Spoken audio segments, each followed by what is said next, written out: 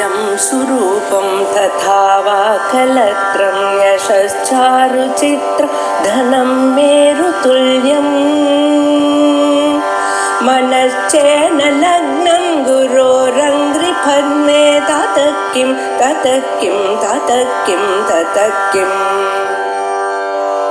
कलत्रं धनं पुत्रपौत्रादि सर्वं गृहं बान्धवा सर्वमेतद्विजातम्।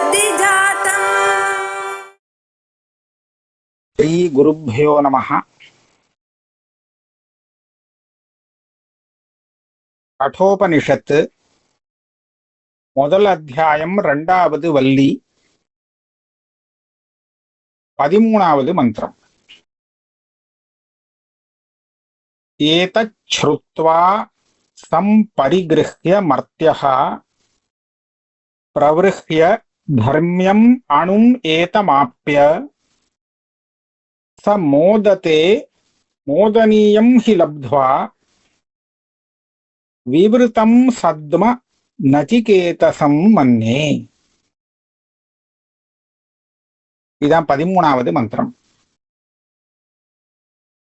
யமதர்மராஜா நச்சிகேதஸ பார்த்து சொல்லிட்டு இருக்கக்கூடிய மந்திரம் இது. இதுக்கு முன்னாடி நீ எந்த ஆத்மாவை பத்தி கேட்டையோ அது பரம சூக்ஷ்மமான விஷயம். ஆனா அதை தெரிஞ்சுண்டா நமக்கு பெரிய பலம். பெரிய பலங்கிறது என்ன அப்படின்னு கேட்டா, ஹர்ஷ சோகவு ஜஹாதி. அதுக்கப்புறம் ஹர்ஷமும் வராது, சோகமும் வராது. இதுதான் பெரிய பலம். அப்படின்னு முன்னாடி சொன்னார். அதனால நீ கேட்ட வரம் பெருசு, விஷயம் பெருசா இருக்கு. அதுக்கு அந்த வரத்தை அடையறதுக்கு நீ யோக்கியமானவனாகவும் இருக்கே அப்படிங்கிறத இந்த மந்திரத்துல சொல்லி கொடுக்கிறார். ஏதத் ருத்வா, இப்ப நீ கேட்ட அந்த வரத்துல அந்த பிரம்ம தத்துவம் வரம் கேட்டியே, அந்த தத்துவத்தை பத்தி கேட்டு ஆச்சாரியால் ஆச்சாரிய சகாஷாத் ஸ்ருத்வான்னு சொல்றார். எப்பவுமே ஆச்சாரியன் கிட்டேந்து ஒரு வித்யை கிடைச்சாதான் அந்த வித்யானது பலிக்கும், பலவத்தாக இருக்க முடியும். ஆச்சாரியாத்தைவ வித்யா விதிதா சாதிஷ்டம் பிராபதி அப்படி எல்லாம் சொல்றா அப்படின்னு மந்திரங்க ஏதோ ஸ்ருதி வாக்கியம் இது. ஆக ஆச்சாரியனிடத்துல இருந்துதான் அந்த வித்யை கிடைக்கணும். ஆக ஆச்சாரியன் மூலமாக இந்த வித்யை கேட்டு சிரவணம்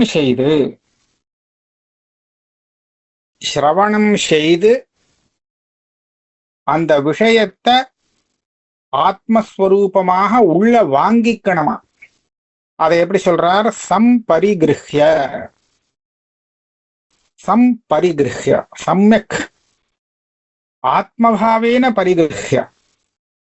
அதாவது அவர் சொல்லி கொடுத்தது என்னுடைய ஆத்மஸ்வரூபம், என்னை பத்தி தான் சொல்லி கொடுத்திருக்கார். ஆக அவர் சொல்லி கொடுத்த விஷயம் எனக்கு ஆத்மாவாக இருக்கு அப்படின்னு அவன் உள்ள வாங்கிக்கணுமா. இதை வாங்கிக்கிறது தான் பரிகிருஹ்ய. யாரு வாங்கிக்கணும்? நம்ம தான், இந்த சிஷ்யன்தான். மர்த்தியஹான்னு போட்டிருக்க. மனுஷனுக்கு மர்த்தியன்னு பேரு. மரணம் உள்ளவன்கிறதுனால மர்த்தியன்னு பேரு. ஆரோபிதமான மரணம் உள்ளவன், மரண தர்மான்னு அர்த்தம் பண்ணியிருக்கார். ஆக இந்த மனுஷன் மர்த்தியன்னு மனுஷனுக்கு பேரு. மனுஷனானவன் ஏன்னா அவனுக்கு தான் சாஸ்திரத்துல அதிகாரம். மற்ற பிராணிகள்லாம் வேதாந்த சிரவணம் பண்ண முடியுமா? முடியாது இல்லையா? பெண்ணா புரியாது, அதுக்கு வேண்டிய சௌகரியம் இல்லை. மனுஷ ஜென்மாவில அந்த சௌகரியம் இருக்கு. அதனால மனுஷனை சொல்றதுக்காக மர்த்தியான்னு போட்டார். குரு கிட்ட போய் வேதாந்த சிரவணம் செய்து அந்த விஷயத்தை நன்னா உள்ள வாங்கிக்கணுமா. வாங்கிட்டு என்ன பண்ணணுமா? பிரவருஹ்ய தர்மியம். இந்த விஷயம் பெரிய தர்ம விஷயம், அது மகத்தான தர்ம விஷயம். தர்ம மார்க்கத்திலேந்து விலகாதது அப்பேற்பட்ட ஸ்வரூபம் இது தர்மியம். இத பிரவருஹ்யன்னு சொன்னா இத பிரிச்சு விவேச்சனம் பண்ணி புரிஞ்சுக்கணும். எதுல இருந்து விவேச்சனம் பண்றது? ஷரீராதேஹே பிருசக்கிருத்தியங்கிற இது சரீராதிகளோட சேர்ந்து தெரிஞ்சுட்டு இருக்கு. அதனால நமக்கு விவேச்சனம் பண்ண முடியல. இப்போ இந்த ஆச்சாரியாளுடைய அனுகிரகத்தினாலே சிரவண மனநாதிகள்லாம் பண்ணினால் இத விவேச்சனம் பிரிக்க முடியும்.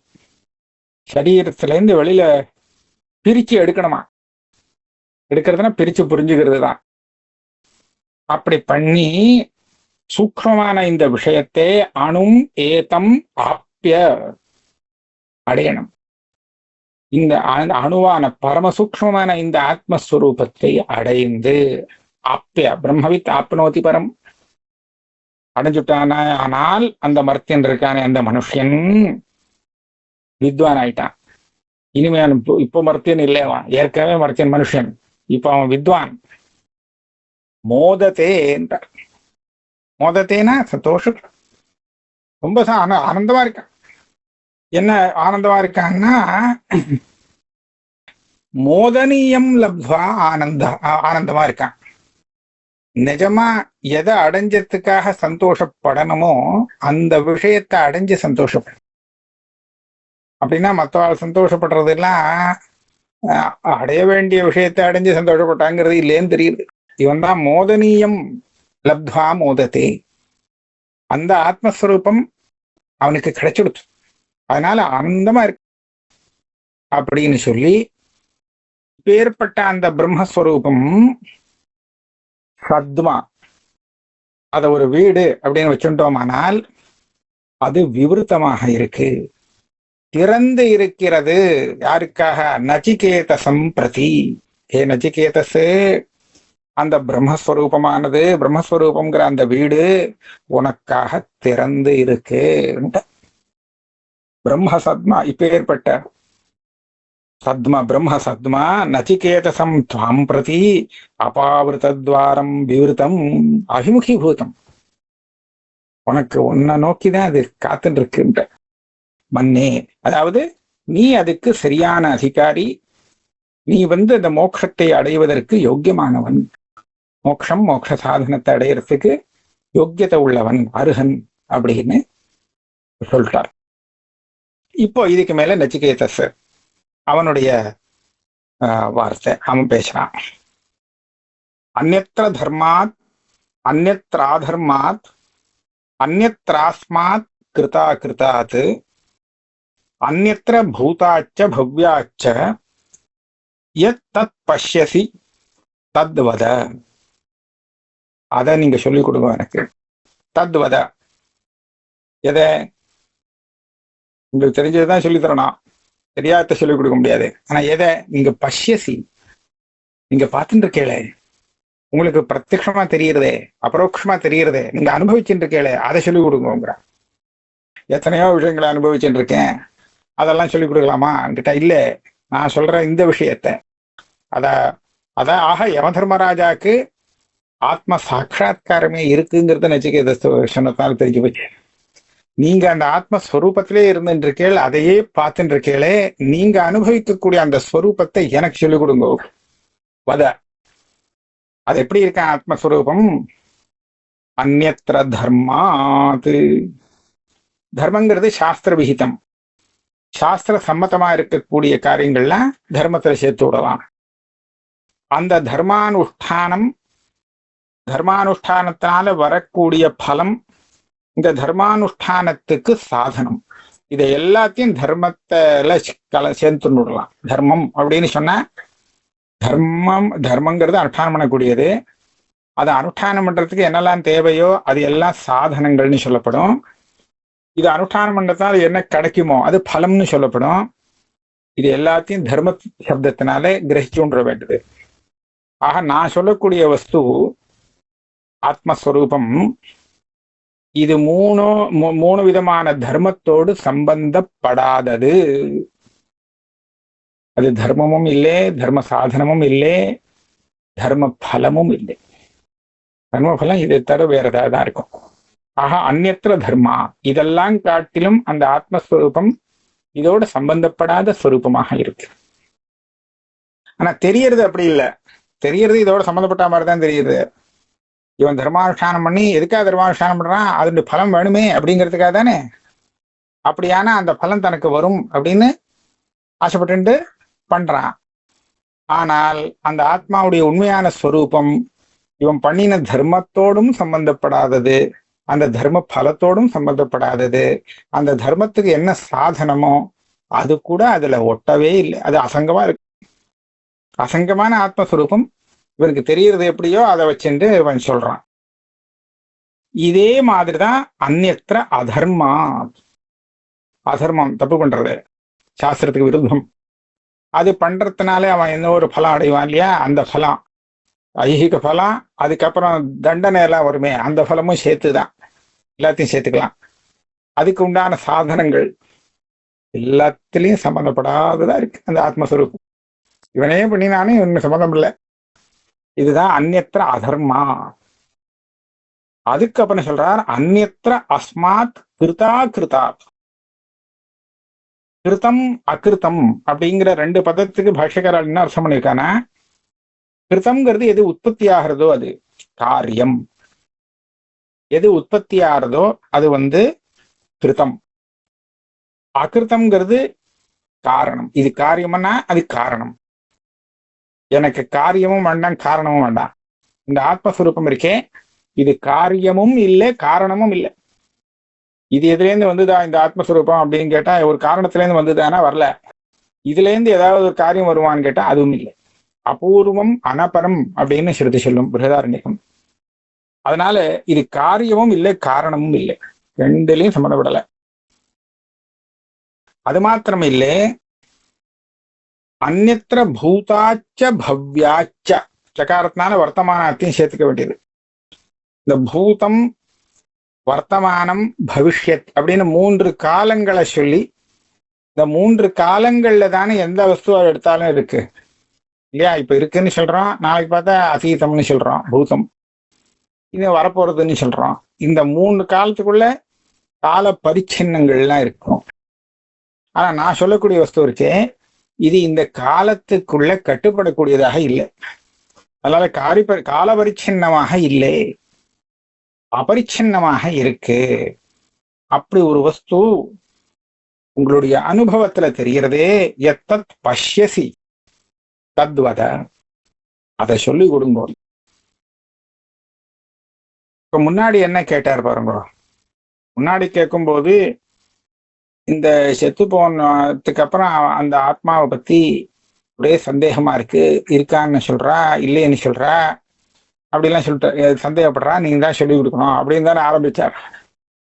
நச்சிகேதத்தை ஆரம்பிச்சது அப்படிதான். ஆனா இப்ப பார்த்தா அப்படி சொல்லல. இருக்கானா இல்லையா அப்படிங்கிறது அந்த சந்தேகம் இப்ப இல்லை. இது புது பிரச்சனை கிடையாது, அதே பிரச்சனை தான். ஏன்னா இனிமே அவர் இந்த புதுசா எனக்கு ஒரு வரத்தை கொடுன்னு கேட்க முடியாது. 3வது வரம் இதுதான், வரானாம் ஏஷ வர திருத்தீயா அப்படின்னு சொல்லி முடிச்சுட்டார். 4வது வரம் நான் கேட்க மாட்டேங்க. ஆக இது புது வரம் கிடையாது. அந்த 3வது வரம் இருக்கே அதேதான் இது. அப்ப நான் எந்த ஆத்மஸ்வரூபத்தை பத்தி கேட்டேனோ, எந்த ஆத்மஸ்வரூபம் விஷயத்துல இருக்கா இல்லையான்னு தெரியலையோ, ஜனங்களுக்கு விவகாரத்தினால தெரியலையோ, லௌகிக பிரமாணங்கள்னால கண்டுபிடிக்க முடியாதோ, ஆனா அந்த ஆத்மஸ்வரூபம் இப்படி இருக்குன்னு நமக்கு ஸ்ருதி சொல்லி கொடுக்கறதோ இல்லையா. இப்ப சொன்னதெல்லாம் ஸ்ருதி சொல்லி கொடுத்த விஷயம் தானே. அந்நியத்திர தர்மாத் அந்நியத்திர அதர்மாத், வேதத்துல சொல்லப்பட்ட விஷயம்தான் அது. ஆக இப்படி ஒரு ஆத்மஸ்வரூபம் இருக்கே, அதுதான் எனக்கு தெரிஞ்சுக்கணும் அப்படிங்கிற ஆசை. அதுதான் என்னுடைய 3வது வரம்.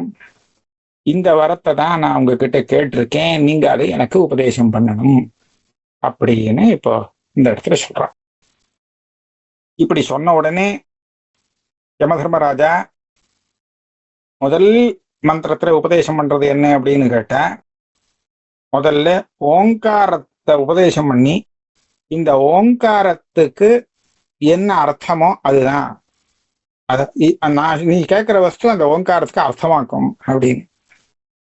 வாச்சியார்த்தம், வாச்சியார்த்தம் மாத்திரம் இல்லை, அந்த அர்த்தத்தை புரிஞ்சுக்கிறதுக்கு சக்தி இல்லாத வரைக்கும் அந்த ஓங்காரத்தையே அதுவாக வைத்துக் கொள்ளலாம் அதுக்கும் உபயோகப்படக்கூடியது. அந்த மாதிரி அவர் சொல்றார். இப்படி கேட்ட உடனே இந்த யமதர்மராஜா சொல்றாராம், சொன்னது அவன் கேட்ட வஸ்துவை சொல்றார், ஆனா அந்த கேட்ட வஸ்துவை புரிஞ்சுக்கிறதுக்கு சாதனத்தையும் சேர்த்து சொல்றாராம். சாதனத்தையும் ஓங்காரத்தையும் சேர்த்து சொல்றார். எப்படி சொல்றார்? சர்வே வேதாக யத் பதம் ஆமனந்தி. சர்வே வேதாக உபனிஷத்துன்னு எடுத்துக்கலாம். உபனிஷத்துகள் தானே பிரம்மத்தை சொல்றது. எல்லாத்துக்கும் பரம தாத்பரியம்னு பார்த்தோம்னா பிரம்மன்னு சொல்றதுல தப்பு கிடையாது. ஆனா நமக்கு சொல்லிக் கொடுக்கக்கூடியது எது? உபனிஷத்து தான். அந்த ஸ்வரூபத்தை பிரம்மகாண்டம் நேரடியா அந்த ஆத்மஸ்வரூபத்தை சொல்லிக் கொடுக்கக்கூடிய வாக்கியங்களாக சப்த பிரமாணமாக இல்லை. எதுக்காக அந்த கர்மாகாண்டம்னு சொன்னா கடைசியில அங்க அதை அடையறதுக்கு தான் சொன்னா அது வேற விஷயம்.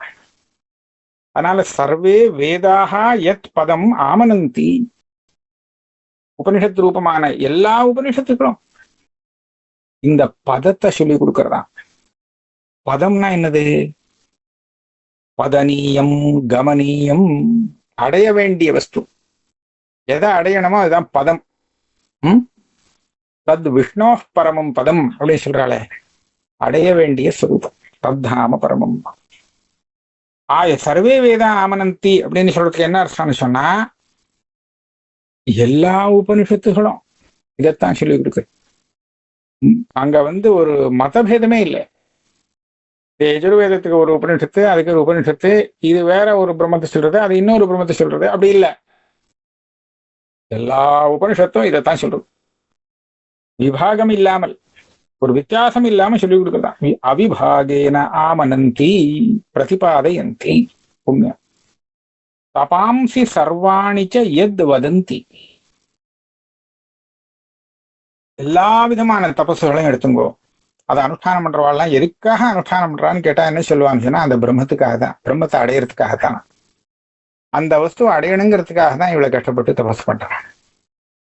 சர்வாணி அப்பனா எத்தனை தபசெல்லாம் கடினமான தபசெல்லாம் இருக்கோ அந்த தபசு எல்லாமே அந்த பிரம்மத்தை அடைவதற்கு ஒரு சாதனமாகத்தான் அனுஷ்டானம் பண்ணப்படுறது அப்படின்னு தெரியறது இல்லையா? ஆகையாலே பெரியவாள்லாம் அப்படி சொல்லுவா, எல்லா தபஸும் கடைசியில எங்க கொண்டு போய் விடும்? பிரம்மத்தை கொண்டு போய் விட்டுரும். பிரம்ம பிராப்திக்கு சாதனமானது, அதனாலதான் அனுஷ்டிக்கப்படுகிறது. தபாம்சி சர்வாணிச்ச யத் வதந்தி யதிச்சந்தோ பிரம்மச்சரியம் சரந்தி. மூணாவது, எந்த ஒரு பிரம்மஸ்வரூபத்தை அடையறதுக்காக பிரம்மச்சரியத்தை அனுஷ்டிக்கிறார்களோ. பிரம்மச்சரியம் அப்படின்னு சொன்னா எதை எடுத்துக்கலாம்? படிக்கிறதுக்காக ஆரம்பத்துல பிரம்மச்சரியம் சொல்லி குருகுல வாசம் பண்றாள், அதையும் எடுத்துக்கலாம், அதையும் விட வேண்டாம். அதே சமயத்துல ஆஜீவனம் நைஷ்டிக பிரம்மச்சரியம்னு சொல்றாள், அதையும் எடுத்துக்கலாம். படிக்கிறதுக்காக பண்ணாலும் எல்லாமே, இது எல்லாமே கடைசியில பிரம்ம பிராப்திக்கு ஒரு சாதனமா இருக்கு. இது என்ன ஒரு ஆச்சரியமான விசேஷம். இந்த கர்மகாண்டமும் பிரம்மச்சரியா ஆசிரமத்திலேருந்து வேதம் படிக்கிறதுலேருந்து ஆரம்பிச்சு அதுல சொன்ன கர்மாக்கள் எல்லாம் அனுஷ்டானம் பண்ணிட்டு இருக்கிறது எல்லாமே கடைசியில பார்த்தா என்னத்துக்கு உபயோகப்படும்னு சொன்னா பிரம்ம பிராப்திக்கு சாதனமாகக்கூடியது. இவன் அனுஷ்டானம் பண்ணக்கூடிய ஒவ்வொரு கர்மாவும் இவனை அந்த பிரம்மத்துக்கிட்ட கொண்டு போய் கொடுக்கறது, கொண்டு போய் விடுறது, அதை அடையறதுக்கு ஏதோ ஒரு விதத்துல உபகாரம் பண்ணக்கூடியதாக இருக்கு. அதனால இது எல்லாமே, அதனால்தானே சமேதம் வேதானுவச்சனேன பிராமணா விவிதிஷந்தி யஜ்ஞேன தானேன தபசா நாசகேன. நித்தியம் வேதாத்தியனம் பண்ணி அந்த புண்ணியத்தினாலே அந்த பிரம்மஸ்வரூபத்தை அடையணும், அது ஒரு சாதனம். யஜ்ஞம் பண்றவா யஜ்ஞங்கிறது பிரம்மத்தை அடையறதுக்கு சாதனம், கிட்ட கொண்டு போய் விடும். தெரிவிக்கும்னு நேரம் சொல்லலை. இந்த புண்ணியம் இருந்தா அவனுக்கு வேதாந்தம் படிச்சு மேற்கொண்டு பிரம்மத்தை அடையறதுக்கு வழி கிடைக்கும். இதே மாதிரி தபாம்சி சர்வாணி யத் வதந்தி எதிச்சந்தோ பிரம்மச்சரியம் சரந்தி. பிரம்மச்சாரியா இருந்துட்டு வேதாத்தியனம் மன்றத்திலேருந்து ஆரம்பிச்சு இது எல்லாமே அந்த பிரம்மத்தை அடைவதற்கு சாதனமாக கூடியதாக இருக்கு அப்படின்னு விட்டார். இப்பேற்பட்ட அந்த பிரம்மத்தை தான் உனக்கு சொல்லிக் கொடுக்கணும். அப்ப நான் என்ன சொல்லிக் கொடுக்கறது? அதை சொல்லி அதற்கு வாச்சகமா ஒரு சப்தத்தை சொல்லு அப்படின்னு சொன்னா, வேற எந்த சப்தமும் இல்லை, ஒரே ஒரு சப்தம் இருக்கு, அதை சொல்றேன் கேளுங்கிறார். அது என்னது? சங்கேபமா ரொம்ப சுருக்கமா சொல்லணும் பிரம்மத்தை அப்படின்னு சொன்னா ஓம்னு சொன்னா போருமா. ஓம் இத்யேதத் சங்கிரஹேண பிரவீமி. சங்கிரஹேனா ரொம்ப சங்கேபம். இதை விட சங்கேபமா ஏதாவது பிரம்மத்தை சொல்லிக் கொடுக்க முடியுமானா முடியாது. அதனால சங்கிரஹேண பிரவீமி, நீ தெரிந்து கொள்ள வேண்டிய அந்த விஷயத்த நான் ஒரே வார்த்தையில சொல்லணும்னா ஓம்னு சொன்னா போறோம், முடிஞ்சு போச்சு. நீ சொன்ன அந்த நீ கேட்ட அந்த வஸ்து இருக்கே, இந்த ஓம் சப்தத்துல இருக்குது. அது எப்படி இருக்குன்னு கேட்டா, இந்த ஓம் சப்தத்துக்கு அர்த்தமே அதுதான். ஓம் சப்தவாச்சு. ஓம் சப்தத்துக்கு அர்த்தம் என்ன அப்படின்னு கேட்டா, நீ கேட்ட அந்த வஸ்து தான் இதுக்கு நிஜமான அர்த்தம். தஸ்ய வாசக பிரணவஹா அப்படின்னு யோகசூத்திரம் பண்ணியிருக்கார். யோகசூத்திரம் அந்த பரபிரம்மத்தை சொல்லி சொல்லு வாச்சகமான சப்தம் பிரணவம். சரி, அவனால அதை பிடிக்க முடியலையா, இந்த ஓங்காரத்தையே பிரம்மமா வச்சு நூடலாம். இதுவே பிரம்மந்தான். ஆக ஓம் சப்த பிரதீகஞ்ச அப்படின்னு நாம ஒரு சாலிகிராமத்தை வச்சு, இந்த சாலிகிராமத்தை விஷ்ணுவா தானே நினைக்கிறோம், கல்லுன்னு நினைக்கிறது இல்லை இல்லையா? அப்ப என்னாச்சு, அது விஷ்ணுவா நமக்கு தெரியுது. ஏன்னா நம்ம அப்படிதான் நினைக்கிறோம்.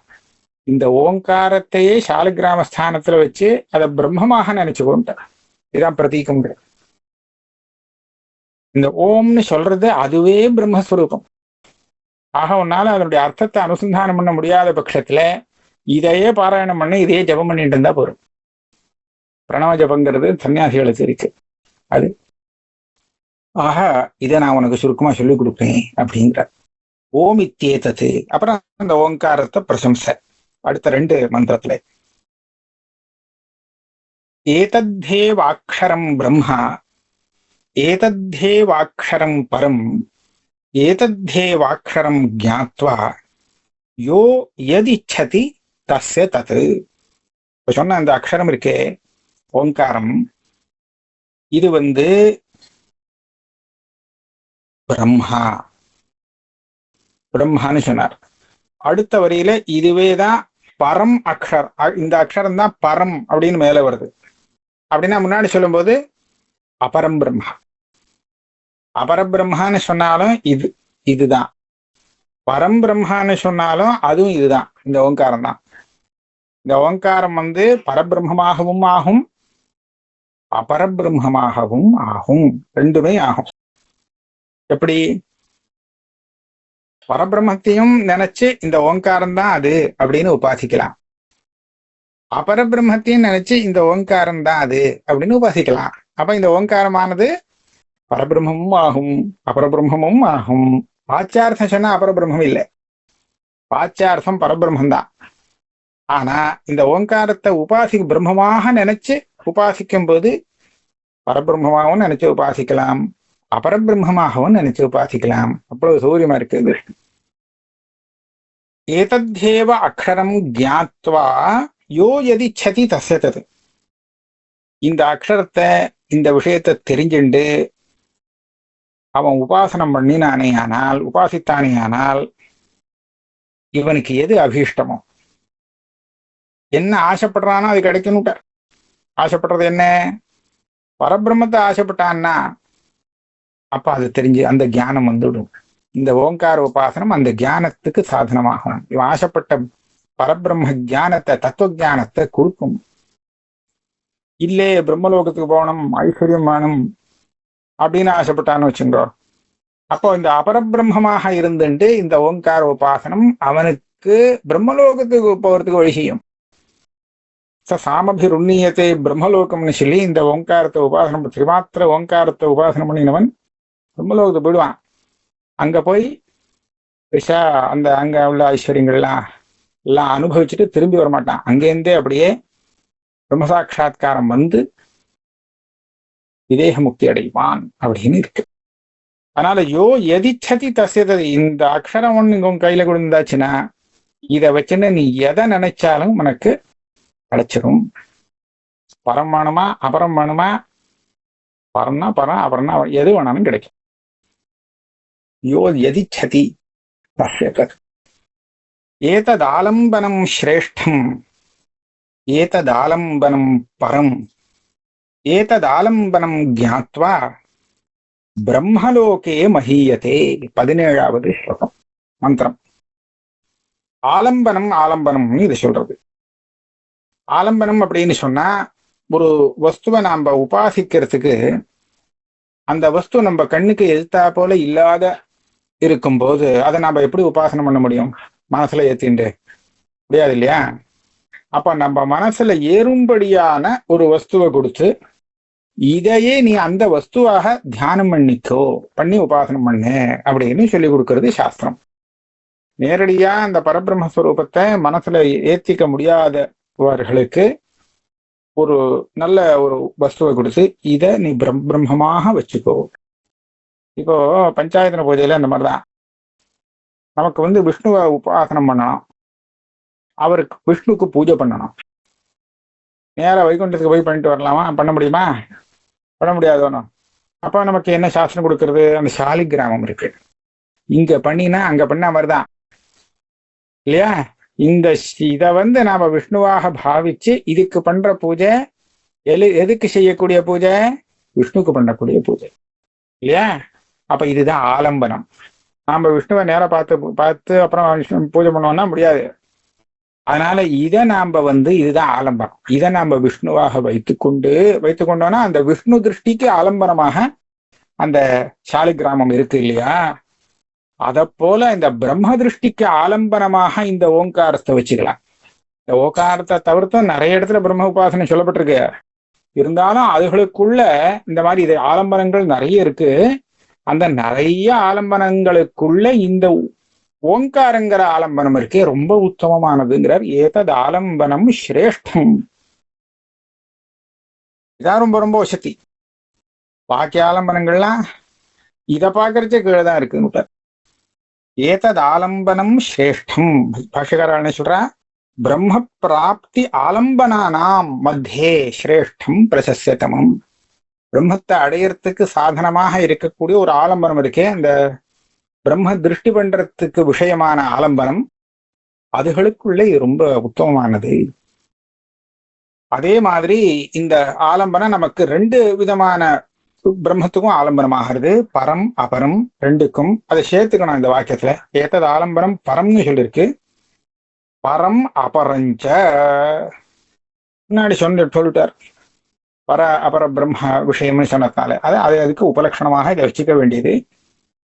அதனால இந்த ஏததாலம்பனம் ஞாத்வா, இந்த ஓங்காரத்தை தெரிந்து கொண்டவன் உபாசனை செய்து பிரம்மலோகே மஹீயதே, இதை தெரிஞ்சுண்டு உபாசனை பண்ணானியானால் அந்த உபாசனைக்கு பலமாக பிரம்மலோகத்துக்கு போய் அங்க பூஜிக்கப்படுவான். எப்போ இவன் உபாசனை தான் பண்ணியிருக்கான், உபாசனா பலமாக அங்க போறான். பரபிரம்ம உபாசனம் பண்ணியிருந்தால் இவனே பிரம்மமாயிடுவான். அபரபிரம்மத்தை உபாசனம் பண்ணியிருந்தால் இவன் பிரம்மலோகத்துக்கு போய் ஐஸ்வர்யத்தை அடைவான். இந்த மாதிரி வித்தியாசங்கள் மற்ற இடத்துல இருக்கிறத சேர்த்துக்க வேண்டியது. நான் பாஷ்யக்காரர் என்ன சொல்றான்னா, பிரம்மலோகே மஹீயத்தேங்கிற இந்த பிரம்மலோகேங்கிற பதத்துக்கே 2 அர்த்தம் பண்ணலாமா. பிரம்மணா லோகா, பிரம்மலோகா பிரம்மாவுடைய லோகம், அங்க போய் சேருவான் ஐஸ்வர்யத்துக்காக. பிரம்மைவ லோகா பிரம்மலோகா, இது வேற லோகம் இல்லை, பிரம்மமே தான் லோகம். அது வேற ஒன்றும் அபேட்சை இல்லை, அந்த பிரம்மஸ்வரூபத்தையே அபேட்சிக்கிறான் அப்படின்னு சொன்னால் அப்போ பிரம்மலோகேங்கிறது அந்த ஓங்காரத்தை இது தெரிஞ்சின்றவன் பிரம்மலோகத்துல போய் அந்த ஆத்மஸ்வரூபத்தை பிரம்மஸ்வரூபத்தை புரிந்து கொண்டு பிரம்மஸ்வரூபத்திலேயே சந்தோஷமாக மஹீயத்தேன பூஜிக்கப்படுவான். அதுக்கு முன் ஸ்டெப்ல பார்த்தோம்னா பிரம்மலோகத்துல பிரம்மாவுக்கு சமமாக இருந்துட்டு எல்லாராலும் பூஜிக்கப்பட்டு இருப்பான். முன்னாடி பிரம்மைவ லோகான்னு எடுத்துட்டோமா, தியானம் வந்ததுக்கு அப்புறம் அந்த பிரம்மஸ்வரூபத்திலேயே இருந்துருவான். பிரம்மஸ்வரூபமே இருந்துட்டான்னா இவன் தான் எல்லாம் பூஜிக்கப்படுறான். அதனாலே எப்படி சொல்றாருன்னா, பரஸ்மின் பிரம்மணி அபரஸ்மின் ரெண்டு அதுலயும் பிரம்மபூதா பிரம்மவது உபாசிய பவதி இத்தியர்த்தः. பரஸ்மின் பிரம்மணின்னு சொல்லும் போது அது பரபிரம்மாவே ஆயிடுவாமா, பிரம்மபூதா. அபரபிரம்மான்னு எடுத்துட்டோம்னா இவன் அபரபிரம்மா ஆக முடியாது. அதனால அந்த பிரம்மத்துக்கு சமானமாக அங்க அவனுக்கு பெரிய ஐஸ்வர்யம் கிடைக்கும் பிரம்மலோகத்திலே. உபாசியோ பவதி இத்தியர்த்தா ஓங்கார உபாசனத்துக்கு உண்டான பலத்தை சொல்லிட்டார். நாம இதோட இன்னைக்கு வச்சுப்போம். 17 மந்திரங்களோடு பூர்த்தி ஆயிருக்கு.